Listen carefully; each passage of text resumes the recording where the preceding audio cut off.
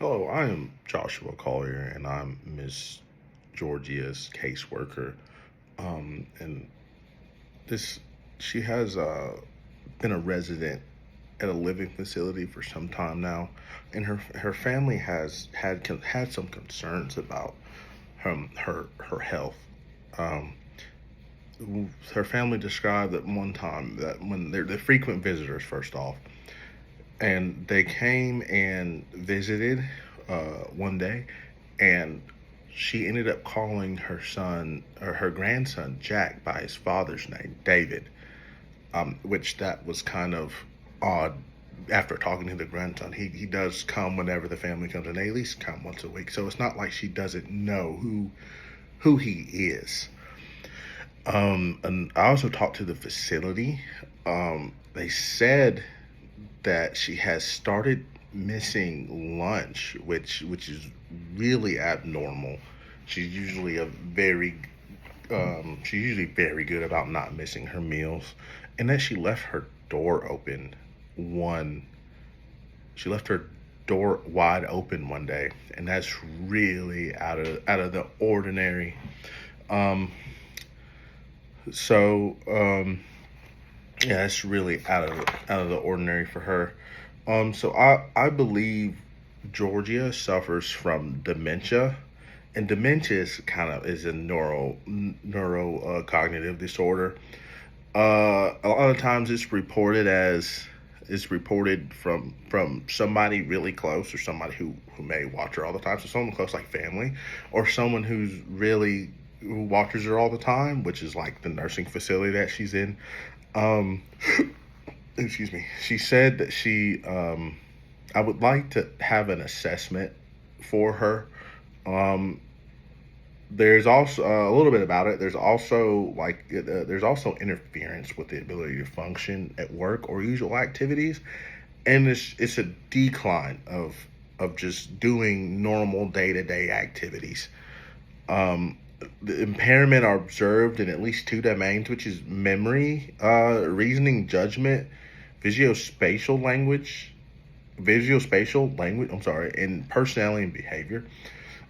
There's a handful of things like that are under dementia. They're different types, but we're going to focus on Alzheimer's because I think that's what she's starting to have.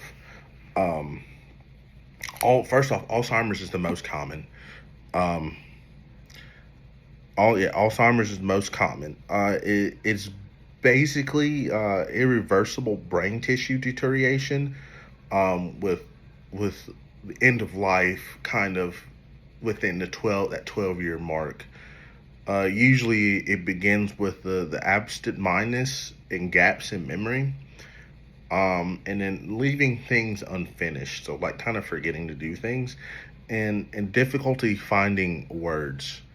Some other symptoms are apathy, excuse me, depression, disorientation. Uh, as brain as the brain deteriorates, the symptoms start getting worse.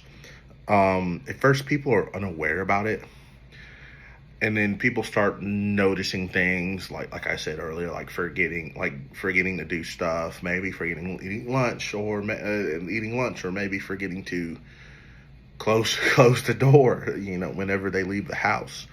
Um, to help with this, I think we should, first and foremost, there are treatments for it. There are medications for it, but a lot of the times, people get off the medication because they don't like the side effects.